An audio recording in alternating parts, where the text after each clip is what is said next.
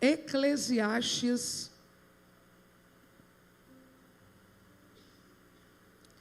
capítulo de número 1.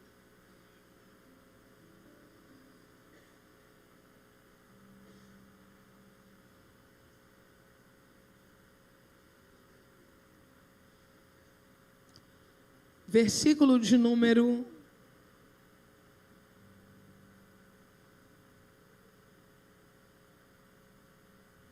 16 em diante.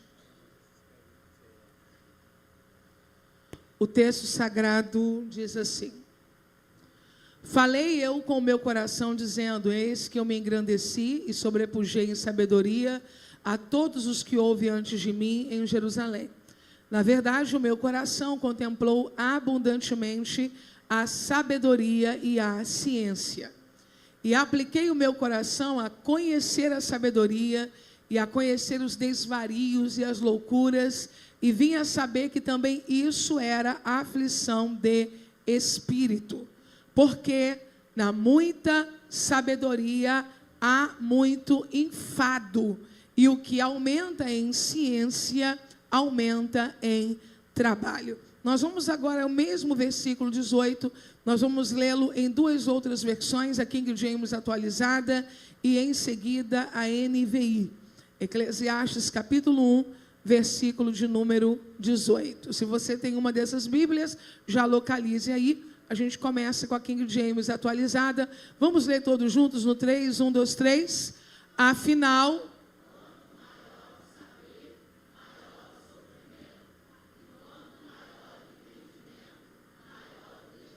Vamos então para a NVI agora, todos juntos, 1, 2, 3. Pois, quanto maior a sabedoria, quanto maior...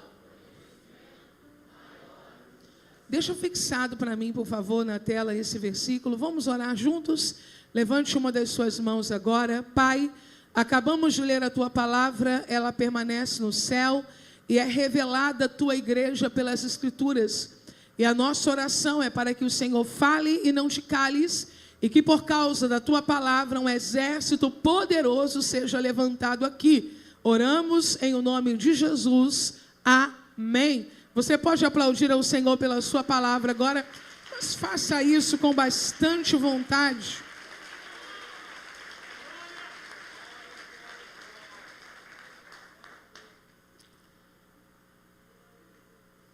O que estas pessoas têm em comum? Van Gogh, Abraham Lincoln, Beethoven, Virginia Woolf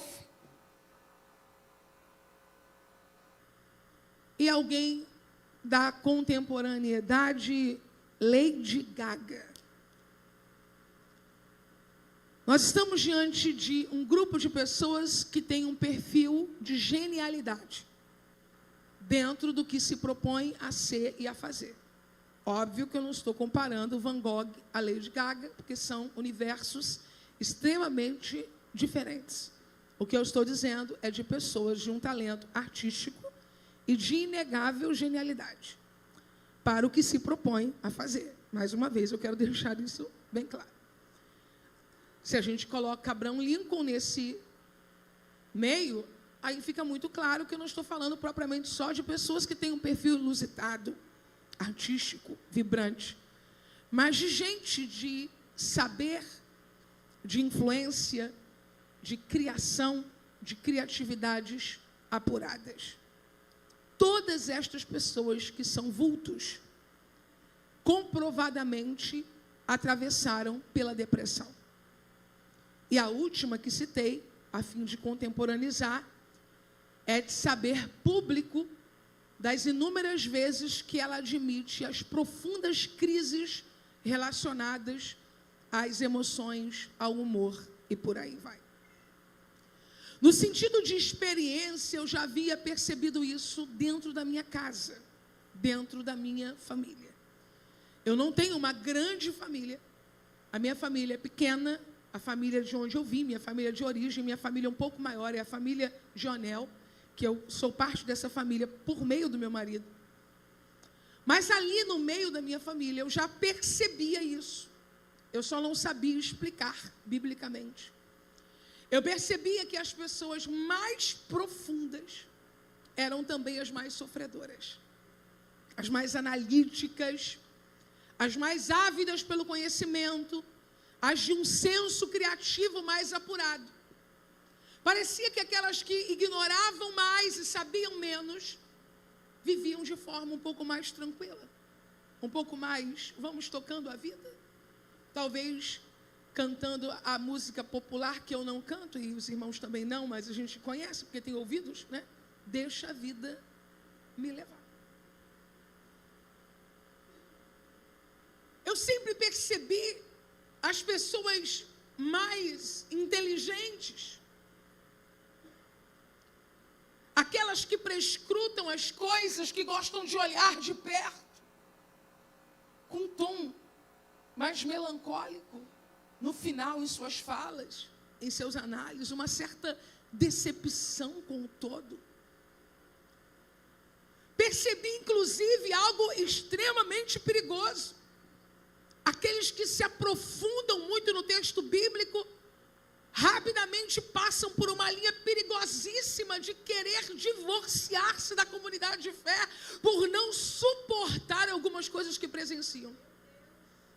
Eles começam a olhar e dizer, não, mas parece que está todo mundo embriagado, e eu estou vendo o que ninguém está vendo, eu estou sentindo o que ninguém está sentindo. Salomão está na última fase da sua vida em Eclesiastes. E nesta última fase ele faz um resumo das suas buscas e das suas experiências. E ele diz, olha, eu estudei demais, eu busquei conhecimento demais, eu me aprofundei em quase tudo.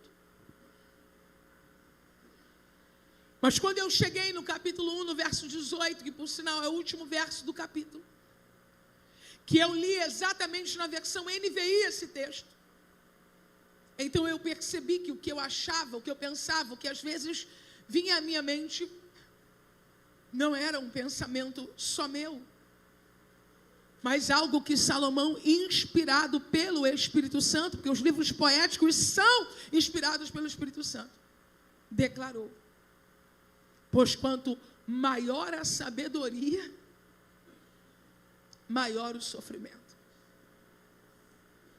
Quanto maior o conhecimento, maior a frustração. Quantos mestres, Carla, nós tivemos que nós víamos isso? No olhar, na fala, na escrita.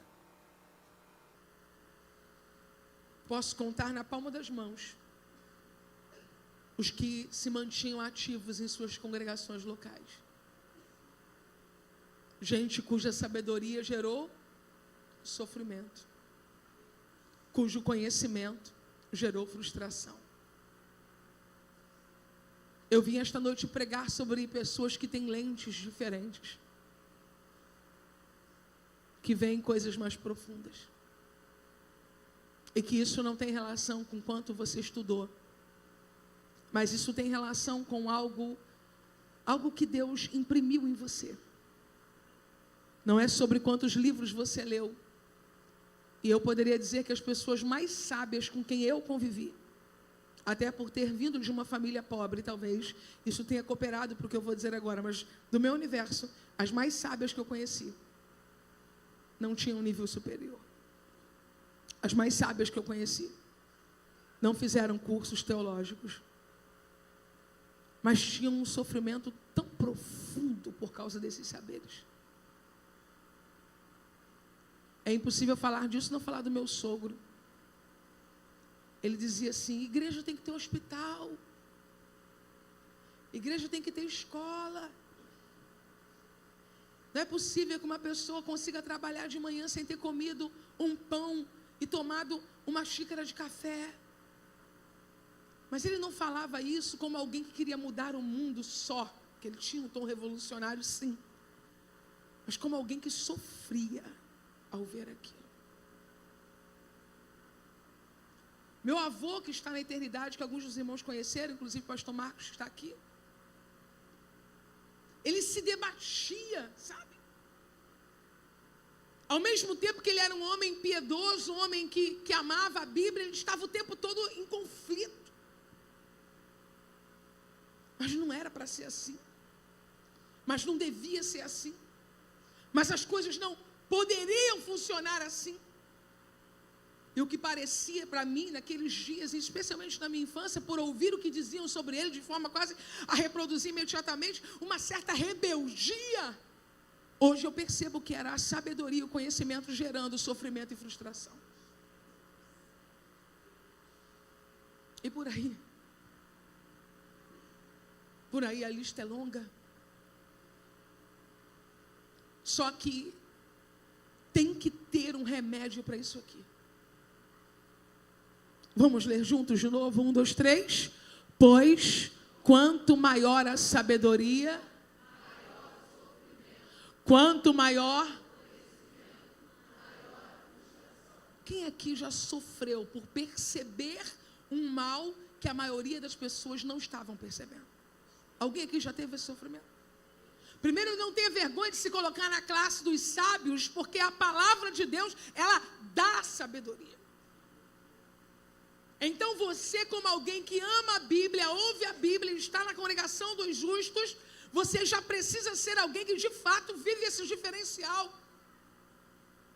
Você vai olhando para as coisas e você parece que descortina as coisas de uma maneira que os outros não descortinam.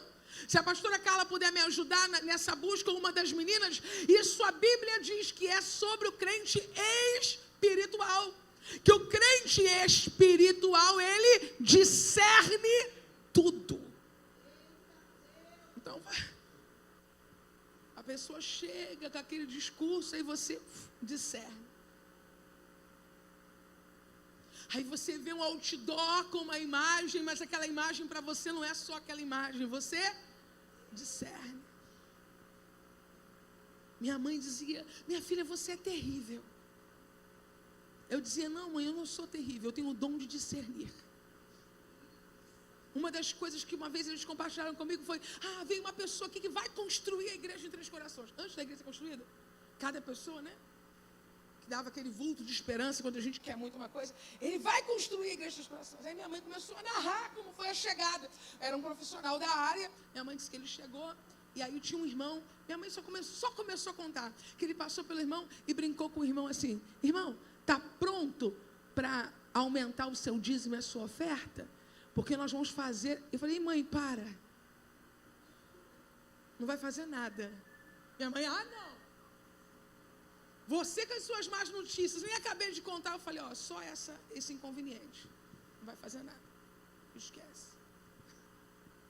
Por que a gente é assim? Alguém aqui fica aborrecido às vezes por ser assim? Será que eu sou um pessimista? Meu Deus. Será que eu sou um fura-bolo? Será que eu sou um estraga-prazer na minha família, na igreja, entre os meus amigos? Vamos recitar, vamos ler todos juntos o texto. Vamos, 1 Coríntios 2,16. 1, 2, 3.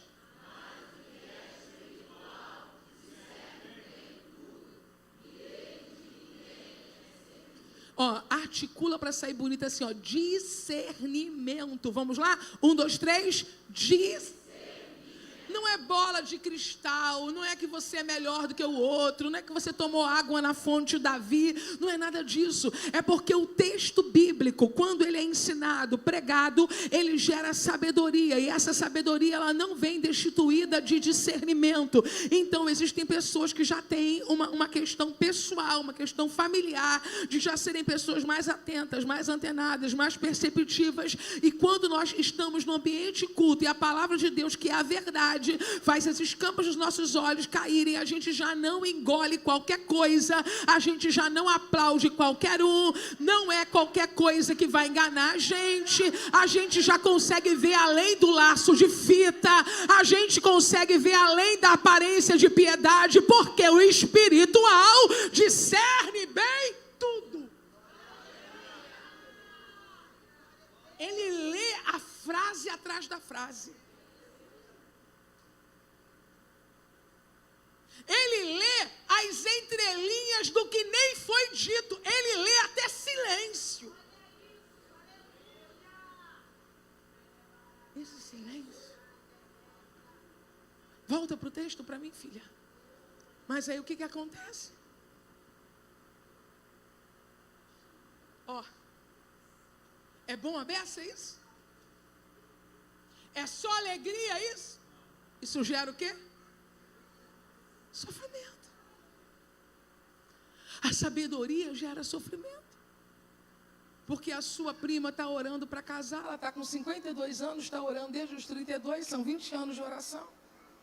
Apareceu um rapaz lá, bem apessoado, bonito, ajeitado. Teve a hora do almoço, todo mundo sentou, está todo mundo comemorando o namoro, e você olhando para o cara sozinha, discernindo bem tudo. Aí você fala, meu Deus, a gente começa a orar. Tira do meu coração isso, Deus.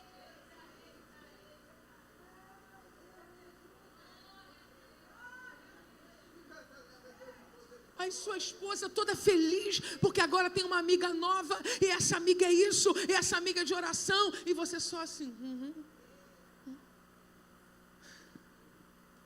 E aí começa aquela guerra, fala ou não fala? E isso gera sofrimento. E quando a gente começa a ver as soluções fáceis para coisas que as pessoas consideram difíceis, e a gente fica se coçando para falar.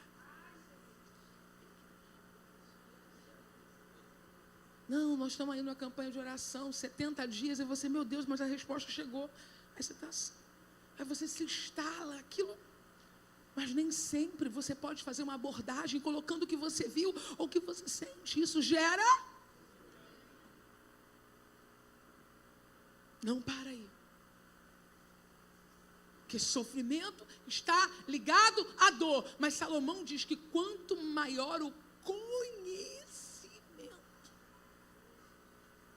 que é o saber, o discernir a coisa, o que eu tenho de material sobre o que está sendo mostrado, explicitado, os dados que eu possuo sobre aquilo, quanto maior o conhecimento, maior a frustração. O Espírito me deu uma palavra para esta semana. Nós não seremos crentes frustrados. O Espírito me deu uma palavra para esta semana. A sabedoria não vai nos matar pelo sofrimento. Sabe por quê, querida igreja? Porque sabedoria e conhecimento são coisas que vêm de Deus. E o que vem de Deus enriquece e não acrescenta dores. Então, por que a minha sabedoria está sendo o meu problema? Porque o meu conhecimento está sendo a minha dor. Porque a sua sabedoria está sendo o seu problema, porque o seu conhecimento está sendo a sua dor, porque é exemplo de algumas pessoas que têm traços de genialidade. Você tem se sentido cada vez mal, parece que você é o patinho feio, parece que você está vendo que ninguém está vendo, parece que não tem lugar no grupo para você, e tem épocas sim da sua vida que você pensa em ser crente em casa, tem épocas sim da sua vida que você pensa em cortar metade dos amigos e ficar só com 50%, e tem momentos sim que você não quer mais participar de almoço de família pensando, se o problema sou eu, é melhor então que eu me cale. Mas esta noite Deus nos reuniu aqui para dizer, há uma fórmula para nós sobrevivermos a isso. Quanto maior a sabedoria, maior o sofrimento. E aí, o que o Espírito nos traz de iluminação é, o que vamos fazer com essa dor? O que nós vamos fazer com esse sofrimento? Se a sabedoria traz o sofrimento, porque eu vejo o que eu não quero ver, eu acesso o que eu não quero acessar, eu percebo o que eu não quero perceber, esse sofrimento precisa me colocar numa posição diferente da que eu tenho estado nos últimos tempos da minha vida. Eu quero dizer para você que quando Deus dá sabedoria a alguém, e essa sabedoria gera sofrimento, existe potencial para essa pessoa se tornar um reformador. Vocês estão entendendo o que eu disse? Quando Deus nos dá sabedoria, e essa sabedoria gera sofrimento, Deus está nos dando potencial para nos tornarmos reformadores na área do nosso incômodo. Por isso eu gostaria que você olhasse para uma pessoa e dissesse a ela: a área que está te incomodando está sinalizando o ministério que Deus deseja usar você.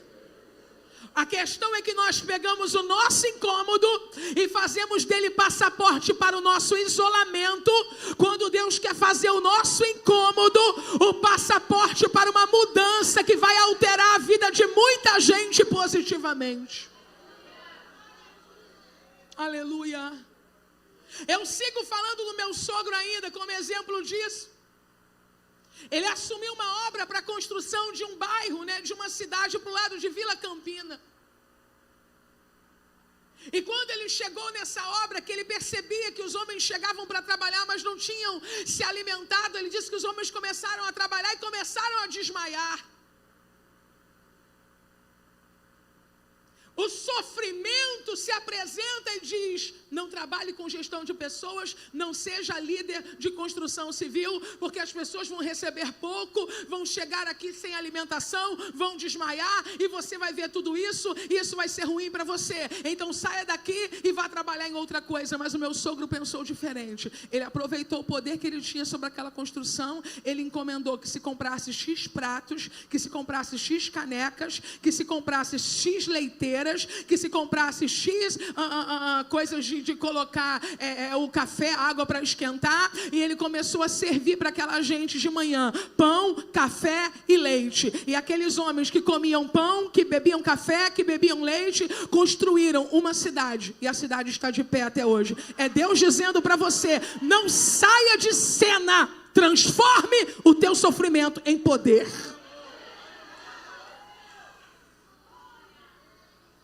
Ele não mudou a história da construção civil no mundo. Ele não mudou a história da construção civil no país em que ele estava. Ele não mudou a história da construção civil nem no Rio de Janeiro, nem na Baixada Fluminense. Mas ele mudou a história da construção civil aonde ele era o gestor naquele momento. Irmãos, tem tanta gente querendo mudar o mundo, e o Espírito Santo está dizendo: comece a transformar sofrimento em produção dentro da tua casa, dentro da tua família, no departamento que você está servindo, na igreja que eu te coloquei, no bairro que você mora, na cidade que você mora. Se essa dor não se tornar uma obra visível diante dos seus olhos, ela vai se tornar a pedra do seu sepulcro ministerial, quiçá existencial. E nós não vamos morrer com sofrimento entalado, com medo de reagirmos. Deus está nos chamando para a arena, Deus está nos chamando para a frente da batalha, Deus está nos chamando como solucionadores, como reformadores. E deixa eu deixar bem claro que eu não estou falando de política, nem de revolução política, nem de partido político. Eu estou falando de crente que acorda de manhã e declara: hoje eu não vou passar um dia como mais um integrante de uma situação que eu abomino. A partir de hoje eu sou o agente que Deus vai usar para transformar a situação que está me gerando sofrimento. Se você pode, levante a sua mão e diga bem alto: Espírito Santo, se precisa começar por alguém, comece por mim. Comece por mim. Quanto maior a sabedoria, maior o sofrimento. Quanto maior a sabedoria, maior o sofrimento. Quanto maior a sabedoria, maior o sofrimento. Quanto maior a sabedoria, maior o sofrimento. Porque Moisés vê o que ele não quer ver. Ele percebe o que as outras pessoas não percebem. Ele está ali tendo um conhecimento que as outras pessoas não têm. E o sofrimento vem.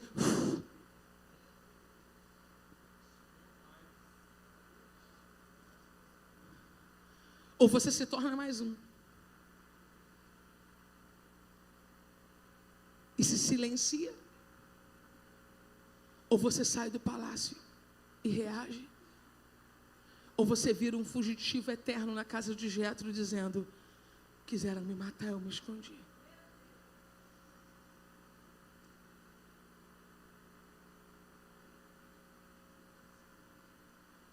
Isso não deveria funcionar assim.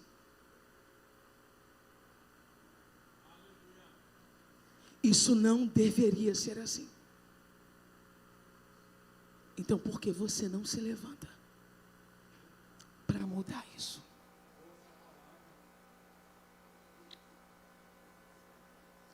Quanto maior a sabedoria, porque eu estou vendo, eu estou percebendo, maior o sofrimento.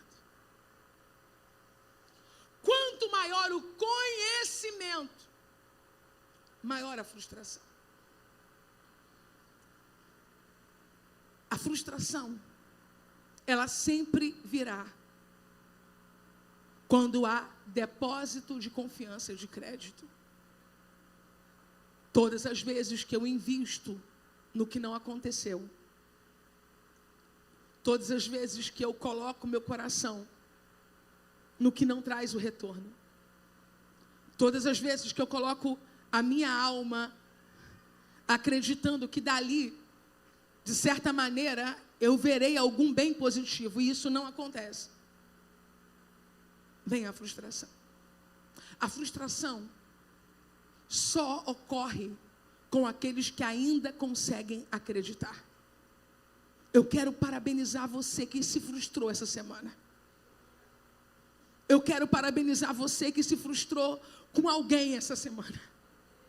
Eu quero parabenizar a ovelha desta igreja que se frustrou comigo esses dias, porque é sinal que você ainda espera alguma coisa boa de mim. Porque as pessoas que não têm mais nenhum nível de frustração também não têm mais nenhum nível de expectativa.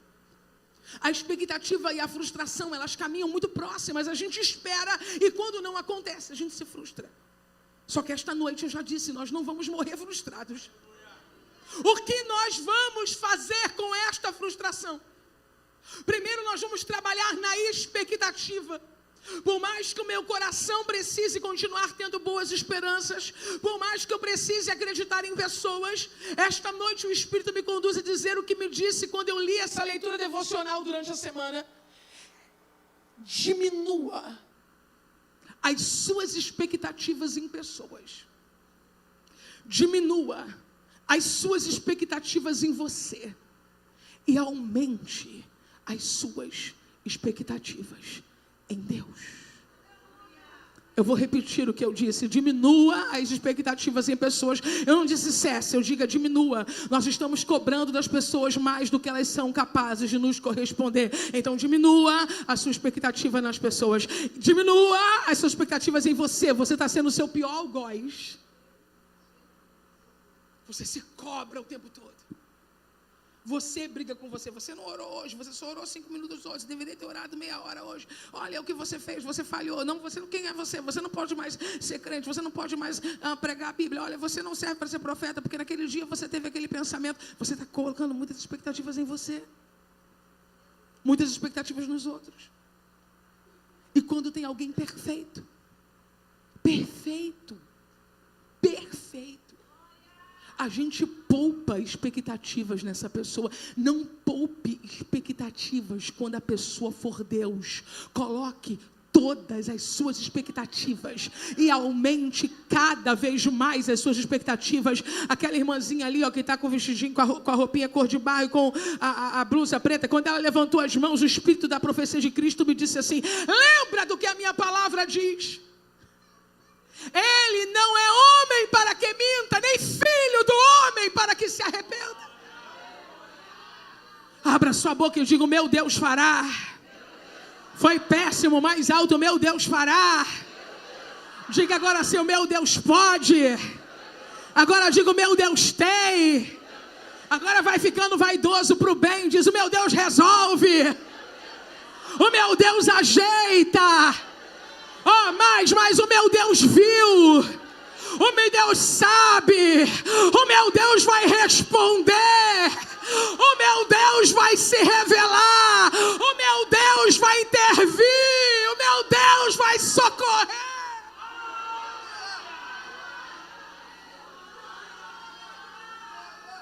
O meu Deus vai me recompensar, o meu Deus vai me ajudar, o meu Deus vai me honrar, o meu Deus vai me capacitar, o meu Deus vai me sustentar.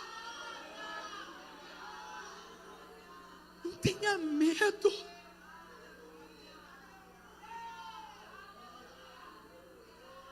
Nós não vamos diminuir o nível da nossa sabedoria, nem vamos abrir mão do nosso conhecimento. O que nós não vamos fazer é uma aliança com o sofrimento, nem com a frustração. Por quê? Porque aquilo que eu percebo e me traz sofrimento, Deus vai me usar como agente de transformação. E aquilo que tem sido frustração para mim, eu vou tirar da mão dos homens e vou tirar da minha mão também e vou colocar na mão do meu Deus, porque Ele resolve, Ele pode.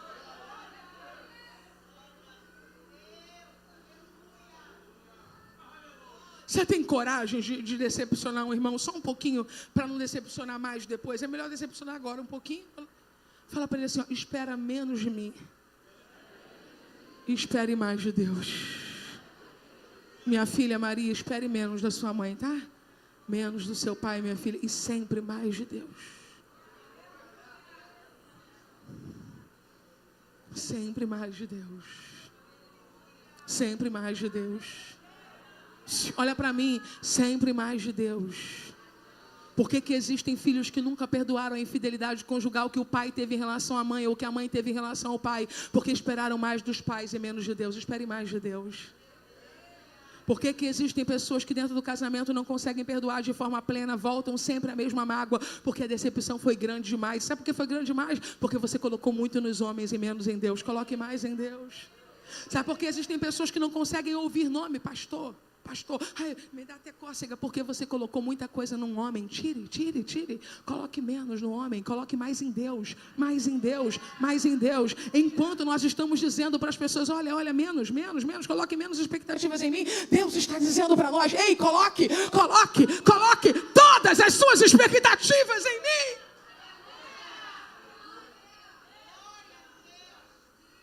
Há uma geração emburrecida. E esses não estão sofrendo. Há uma geração idiotizada. E esses não estão frustrados. Tem dia que a gente olha e pensa, acho que ele mora num Brasil que não é o que eu estou morando. Ele mora num planeta que não é o que eu estou morando. Ele está respirando um ar que não é o que eu estou respirando. É só festa. É só alegria. É só zoação. Será que eu estou exigindo muito? Será que eu estou sendo chato?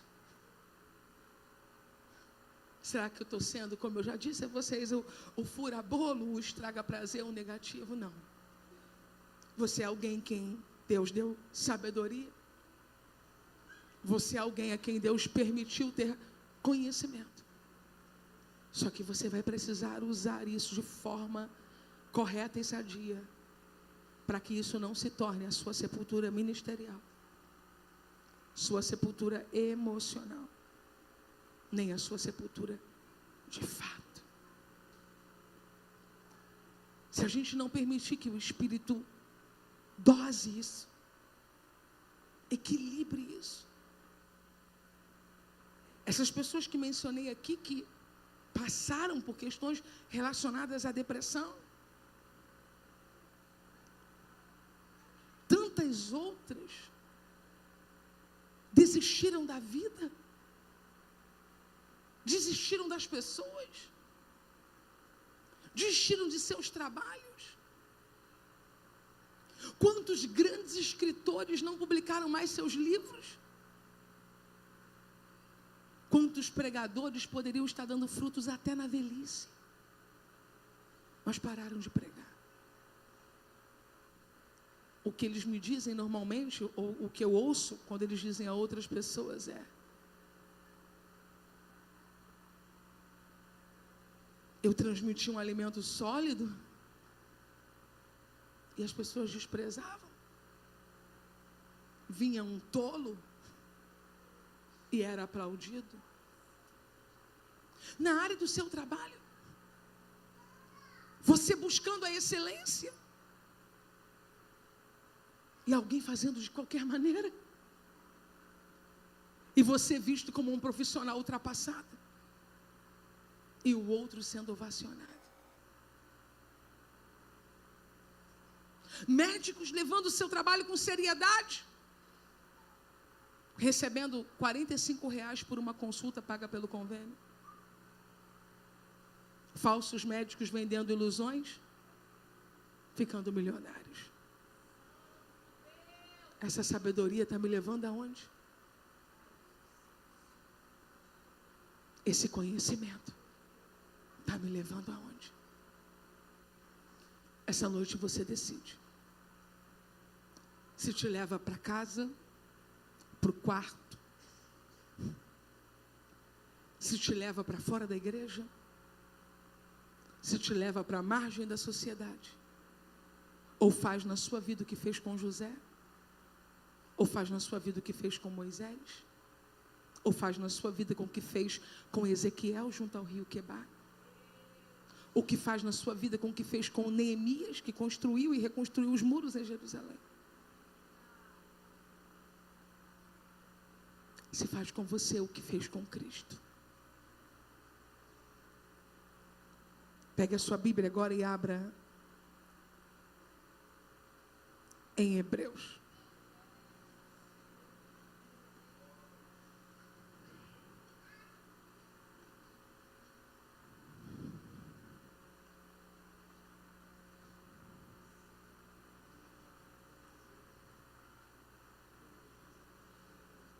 Capítulo de número 11.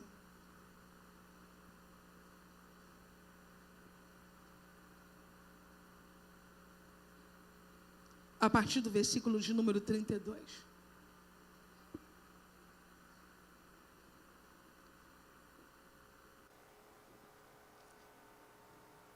Eu vou lendo e você pode seguir, tá, querida? Que mais direi? Você me ajuda, irmão Gilvan? Não tenho tempo para falar de Gideão,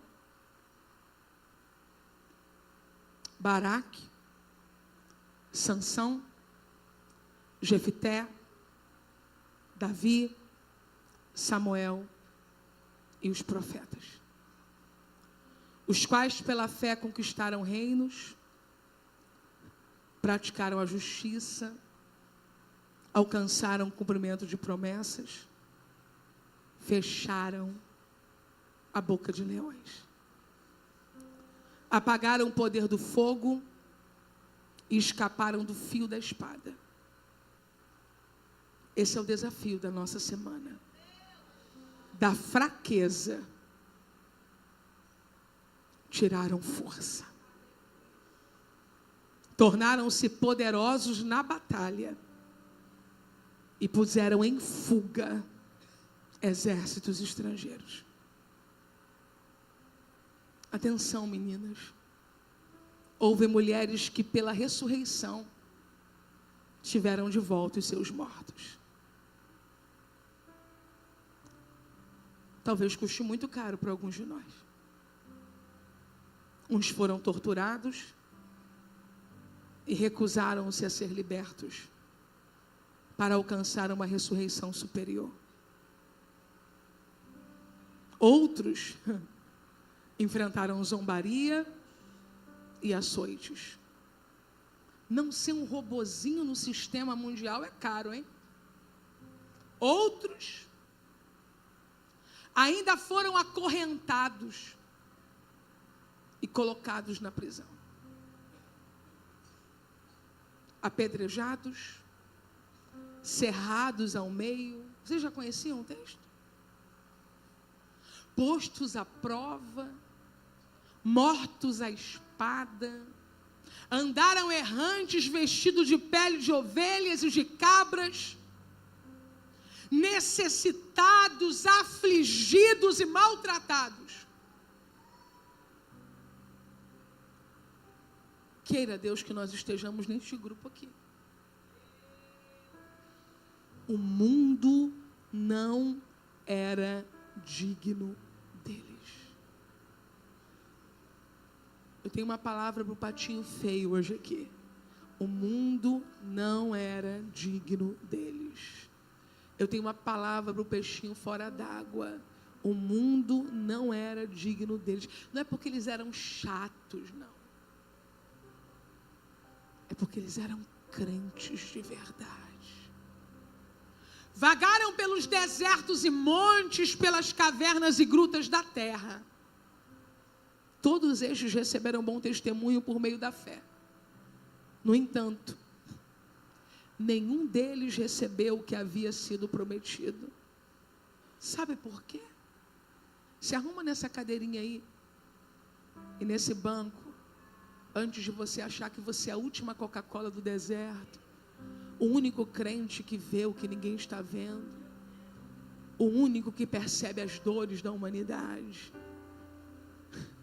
porque Deus havia planejado algo melhor para nós, a fim de que eles não fossem aperfeiçoados sem nós. Pode seguir.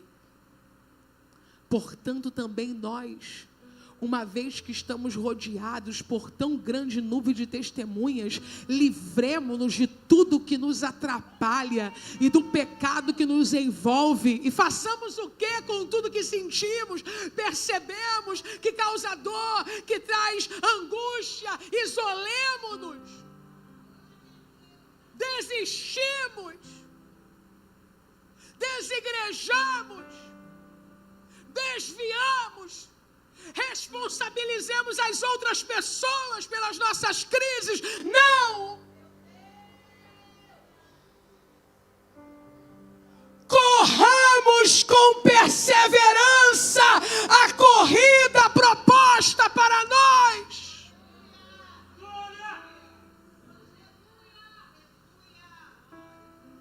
Fique de pé, fique de pé, fique de pé.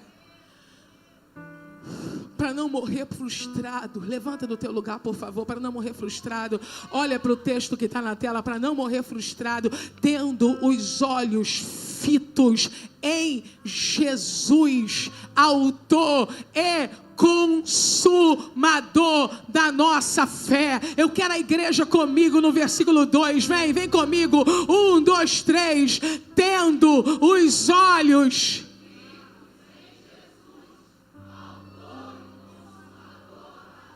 Eu quero chamar você para entrar nesse texto com a alma. Eu estou vendo gente que ainda está do lado de fora.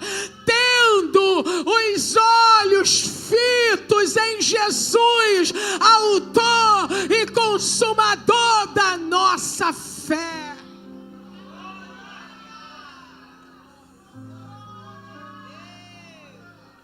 Jesus é descrito pelo profeta Isaías como servo sofredor.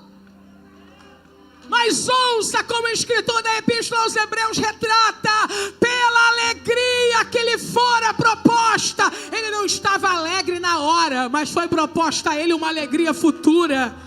Você precisa aprender a lidar com o sofrimento, lidar com a frustração sem desistência, sem se acavernar, sem morrer, sem se afundar na depressão, sem desistir dos tratamentos médicos que você está fazendo, sem romper com a tua família, sem se isolar, sem sair do seu casamento achando que você está fazendo mal ao teu cônjuge, quando na verdade você está fazendo mal a você primeiro.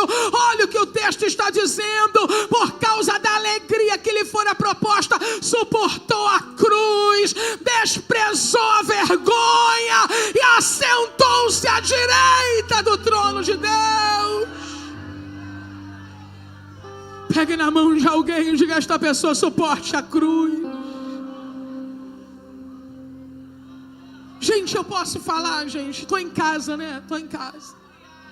Suporte a cruz, ou seja, um burro feliz. Seja uma ovelha que vai ao matador, ou seja um burro feliz, é você quem escolhe. Porque se você é ovelha e tem sabedoria e tem conhecimento, vai doer mesmo. Você vai ver o que ninguém está vendo, você vai sentir angústias. Ou quando você abrir o jornal, aquilo vai te rasgar. Quando você passar pela rua e ver alguém caído, aquilo vai te arrebentar. Quer ser um burrinho feliz, que só vive cantando e saltitando, vendo o mundo colorido? Seja. Agora quer ser alguém que pega a cruz,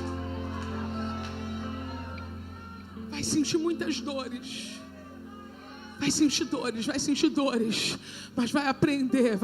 Volta para mim no 2, por favor. Tendo os olhos fitos em Jesus, autor e consumador da nossa fé, ele, pela alegria que lhe fora proposta, suportou a cruz ao desprezar a vergonha e assentou-se à direita do trono de Deus. Para concluir, versículo 3, pensem bem.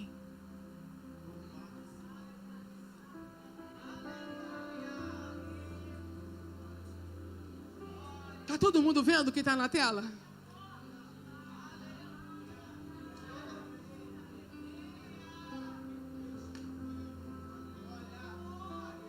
Pensem bem naquele que suportou tal oposição dos pecadores contra si mesmo. Jesus, para que vocês não se cansem, nem desanimem. Coloca o 4 pra gente. Eu não aguento não. Eu não aguento a Bíblia não.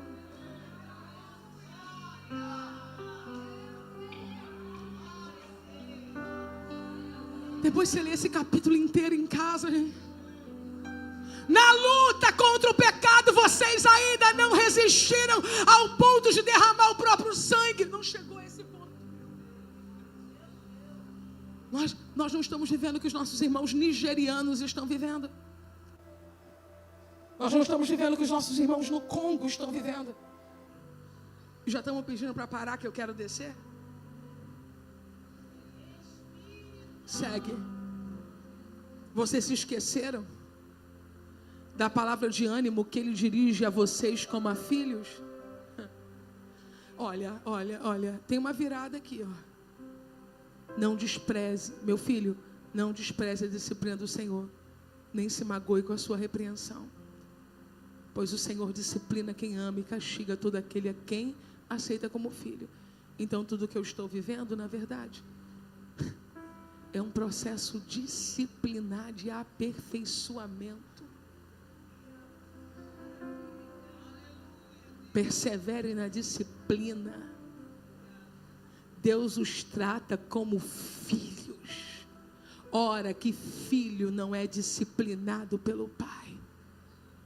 Todavia, se vocês ficarem sem disciplina, da qual todos se tornam participantes, então vocês são bastardos, não filhos. Além disso, tínhamos pais humanos que nos disciplinavam e nós os respeitávamos. Quem é que respeitava o pai e a mãe? Quando criança, quando menino, até adulto. Quanto mais devemos submeter-nos ao Pai espiritual, para assim vivermos. Pai, eu estou orando, Senhor, por mim e por todos os meus irmãos que estão aqui. Nós queremos transformar, Senhor, toda dor em poder, toda angústia em poder, toda frustração em fé, toda frustração em confiança. Nós não vamos desistir, nós não vamos nos acavernar. Os livros serão publicados, os abraços serão dados, as canções serão cantadas. Aleluia. Oh, Espírito Santo.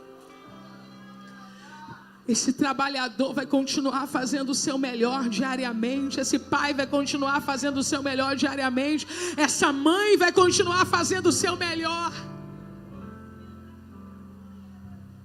Nós não vamos desistir. Nós sabemos em quem temos crido. E sabemos que é poderoso.